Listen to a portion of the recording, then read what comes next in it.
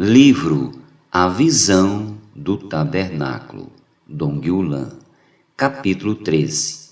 Tema desta semana: As Tábuas do Tabernáculo.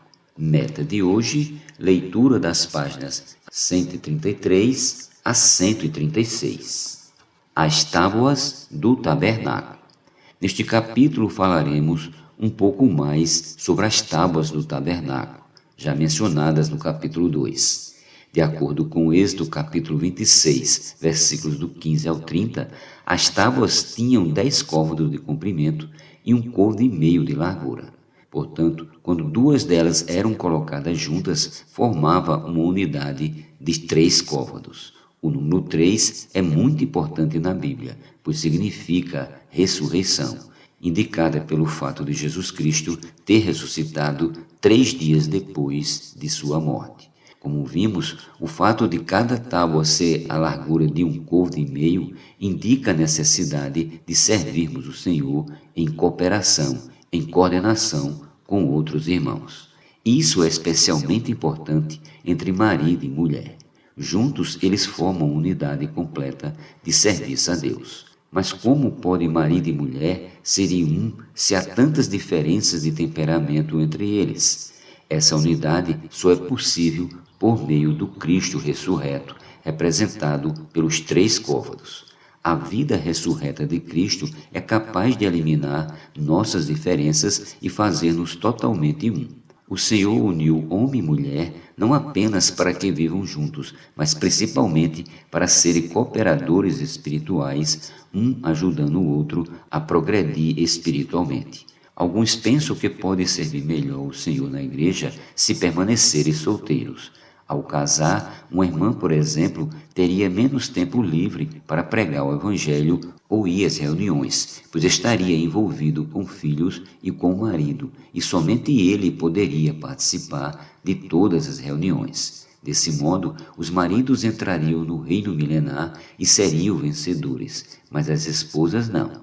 Entretanto, a clara revelação da Bíblia mostra que Deus deseja que o casal o sirva integralmente. Os cônjuges devem coordenar-se e cooperar um com o outro, de modo que ambos possam servir a Deus. Agindo assim, colaboram mutuamente para que se tornem juntos vencedores. Houve quem, em nome do serviço a Deus, deixasse os filhos de lado, esquecendo-se de ministrar-lhes suprimento espiritual.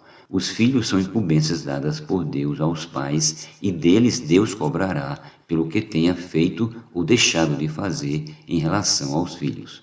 Não podemos ver nossos filhos como um estorvo, e sim como alguém que precisa de cuidado espiritual. Por vezes, preocupamos-nos em atravessar a cidade para pregar o Evangelho ou para apacentar alguém, esquecendo-nos de que em nossa casa, muito próximo de nós, há quem precisa ouvir a palavra da salvação e ser nutrido espiritualmente. Precisamos ver em nossos filhos Paulos e Pedros em potencial, não para serem pessoas importantes para os homens, mas para serem instrumentos úteis para Deus. Precisamos cuidar e alimentar o pequeno Paulo que está em nossa casa, não apenas materialmente, mas também espiritualmente, a fim de que o coração dele seja preparado para receber o Senhor. Se nossos filhos já são regenerados, precisamos manter diante deles um testemunho cristão exemplar, a fim de que tenham sempre presente a clara visão de como deve viver um cristão. Sabemos que, em muitas situações, a necessidade econômica faz com que marido e mulher trabalhem fora, deixando muitas vezes os filhos sob os cuidados de uma creche ou empregada o dia inteiro. Quando essa empregada é cristã, com a mesma visão dos pais sobre a igreja, ainda é possível que haja nessa casa um ambiente espiritual elevado. Mas normalmente não é isso que acontece. Ninguém cuida dos filhos como os pais, e essa é uma tarefa designada por Deus a eles. Por isso, o casal precisa administrar seu tempo, a fim de atender às necessidades espirituais dos filhos e do serviço a Deus. Algumas irmãs, por exemplo, poderiam revezar-se a fim de cuidar um dia por semana dos filhos umas das outras, a fim de poderem sair para pregar o Evangelho ou visitar novos irmãos nos outros dias. Precisamos ajudar-nos mutuamente a fim de que todos entremos na glória vindoura como vencedores, junto com nossos filhos. Podemos então dizer que cada par de tábuas do tabernáculo representa as famílias, não apenas o marido e a mulher, mas também os filhos. O marido, a mulher e os filhos são uma família, uma unidade completa de serviço a Deus, representada por 3 côvados. As colunas do átrio exterior tinham bases de bronze, representando o julgamento de Deus, enquanto as bases das tábuas eram de prata, com 2 encaixes, tipificando a redenção de Cristo. A redenção é mais elevada que o julgamento. Depois que uma pessoa passa pelo julgamento de Deus, ela é redimida. Sermos colunas com base de bronze significa que somos pessoas que passam por julgamento, que seja na vida da igreja, que seja em casa. Após passarmos pelo julgamento de Deus, estaremos qualificados para ser as tábuas com base de prata no tabernáculo. Na parte de baixo, as tábuas estavam presas por 2 encaixes e em cima eram unidas umas às outras por travessas revestidas de ouro.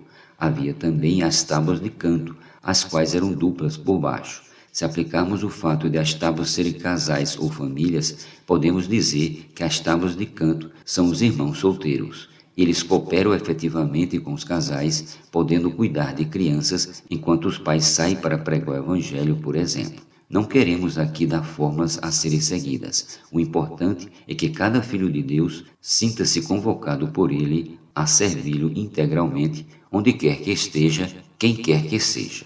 Casais, crianças, jovens, solteiros, todos têm parte no ministério da reconciliação. 2 Coríntios 5,18.